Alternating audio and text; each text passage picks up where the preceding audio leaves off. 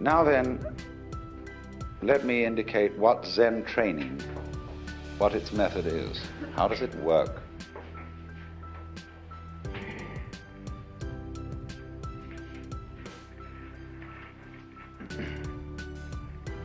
I said before, what is involved is a dialogue, an interchange between two people.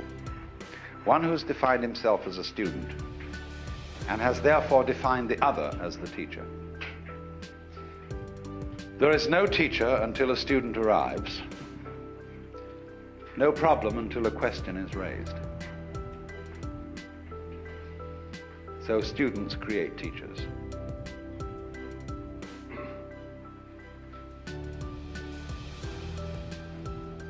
This is very funny. We have a saying, anybody who goes to a psychiatrist ought to have his head examined. You can interpret that as you're an idiot to go to a psychiatrist because they're a bunch of charlatans. But the subtler meaning of it is, yes, if you define yourself as being in need of help psychiatrically, you need a psychiatrist.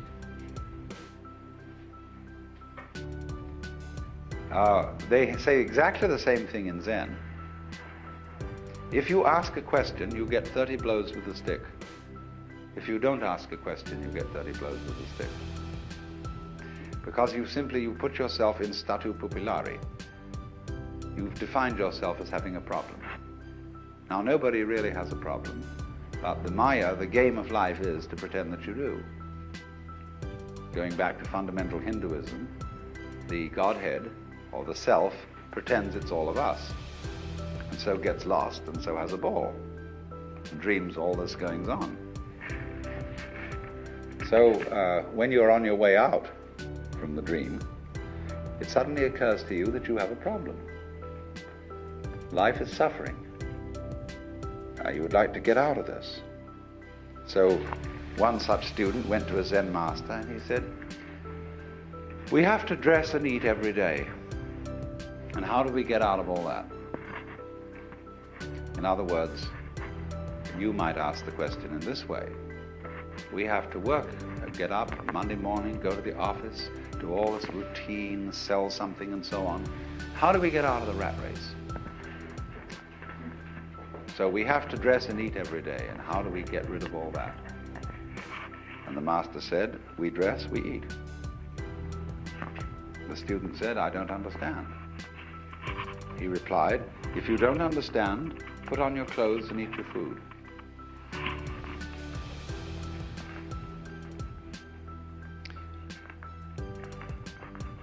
But no, this is the kind of dialogue so characteristic of Zen. So the position is this. The master, on being approached by a student about the problem of life, says, I have nothing to teach you. I'm a Zen master. I have nothing to say. Zen is not words. And furthermore, everything is perfectly clear. There was a Confucian scholar who went to a Zen master and said, what is your secret teaching? And he replied, there is a saying in your own teacher Confucius which explains it all. Don't you remember when Confucius said to his disciples, do you suppose that I'm concealing something from you? I've held nothing back. And the scholar didn't get this. So a few days later they were walking together in the mountains and they passed the wild laurel bush. And the Zen master said to the Confucian scholar, do you smell it? He said, yes. He said, you see, I'm holding nothing back. So the position of the Zen master is, there is nothing to tell you. There is no, we're not offering you any panacea, any solution, any doctrine, any big goodie to the problem of life. Because the problem is an illusion. Well, then the student under these circumstances thinks, well, this is some sort of a come-on. He's testing my sincerity. And of course the nothing which he has to teach is the mystery of the great void. See, he doesn't take it as meaning just plain old ordinary nothing, but the great void. And so he persists, and the teacher makes him persist until he gets way out on a limb. He has to persist so much that he practically dedicates his life, saying, just as the way Huika symbolically cut off his arm. The student is put in the position of dedicating his life to solving this thing and getting what that teacher has. And of course there wasn't anything all along, but he's been put in that position. So then once he's in statu pupillari, once he becomes a student, he's put through all kinds of hoops. They make him learn to meditate, to sit cross-legged, practice zazen, and then they also add to the trouble by asking impossible questions, which are called koan. And these questions are palpably absurd. What they're saying essentially, at least the elementary koans are all concerned with this, are requests for behavior on the part of the student that will be perfectly genuine.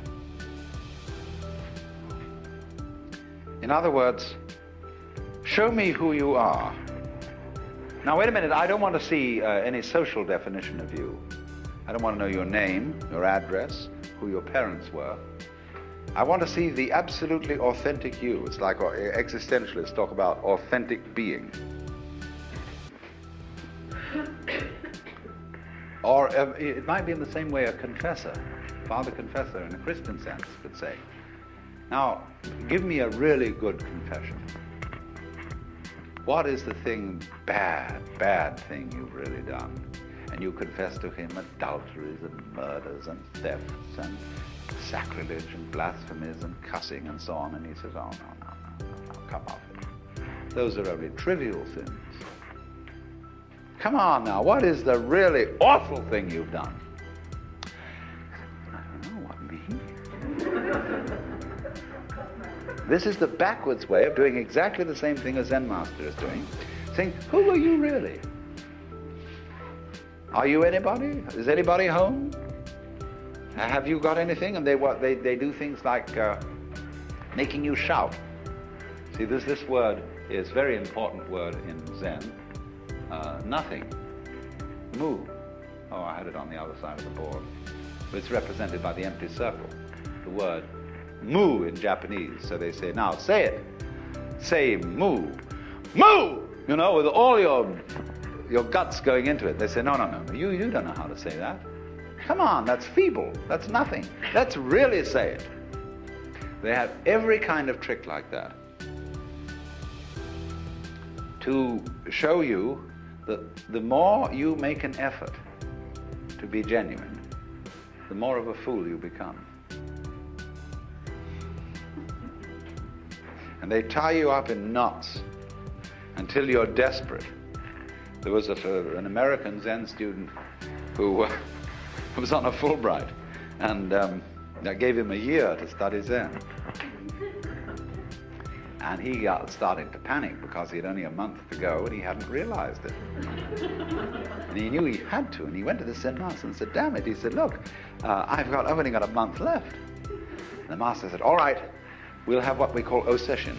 You know? Oseshin is an intense meditation practice where you only sleep 3 hours a night sort of thing, and you meditate all the rest of the time. Let's go, let's really do it, do it. And every day, 3 times, you come to me and present the answer to your Zen problem, your koan.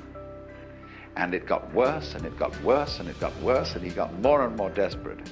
That here was this Fulbright going to end, and he wouldn't know what Zen was all about. Well, practically on the last day, he suddenly saw there was nothing to see. You know, it's all right the way it is. And this tremendous illumination was lowered off his head. was, of course, what the master was trying to make him do.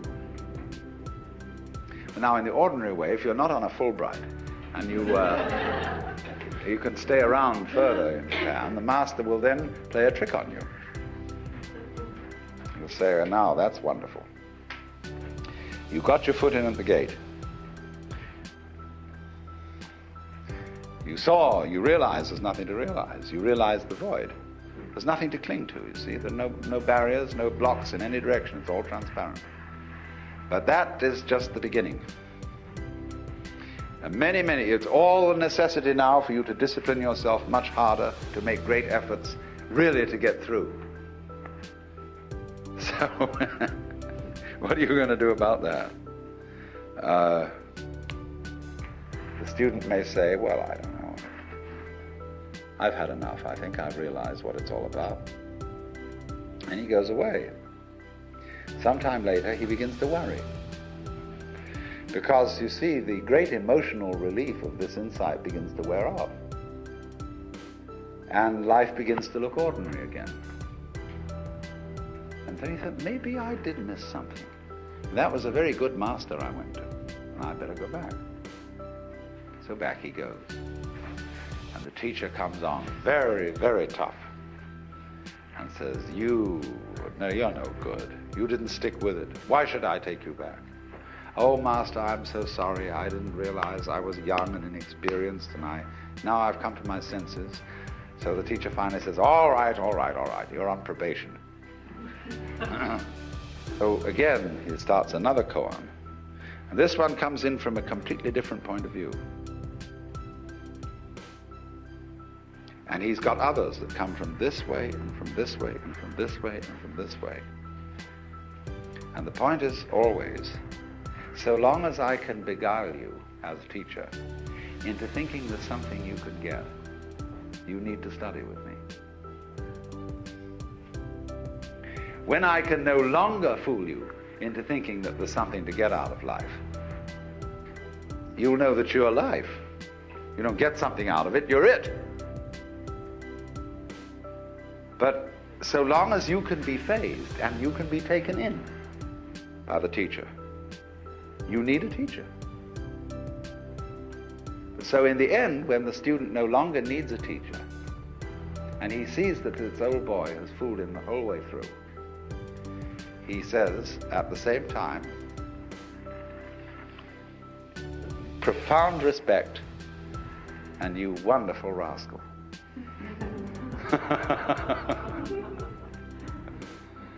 There's a very strange thing in I've poked around a good deal lately in Japan among American Zen students to find out what's going on. And they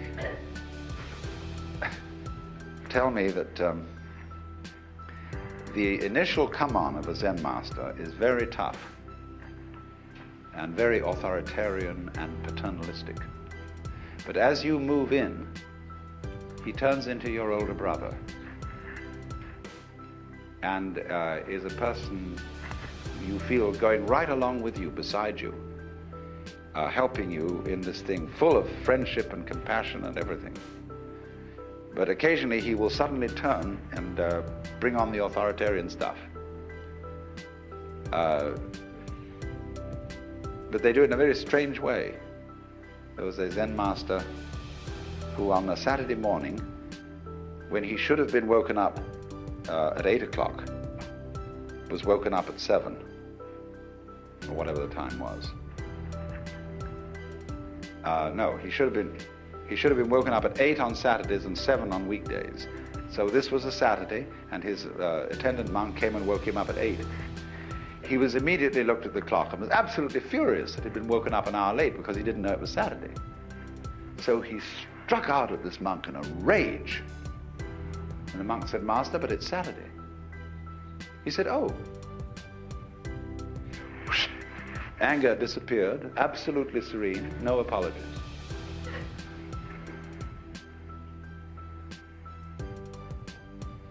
So you see the nature of this game, which is the Zen game. And I seem to have given away the show to you. I've told you all the inside mechanics of it. But you would discover that if you tangle with a Zen master and you think you know from what I had told you what are the mechanics of it, and you stuck your neck out to put yourself in the position of being an inquirer, everything I had told you would be useless. He would outwit you completely. That's what consists in being a master. He's not doing it because he wants to be superior and to put down other human beings. He's doing it out of great compassion because he feels he knows something which if you could find out, you would just be so happy and would want to give it to everybody else. But you can't give it away because everybody's got it. What you've got to make them do is to see that they have it and that you don't give it to them. And that's the most difficult task.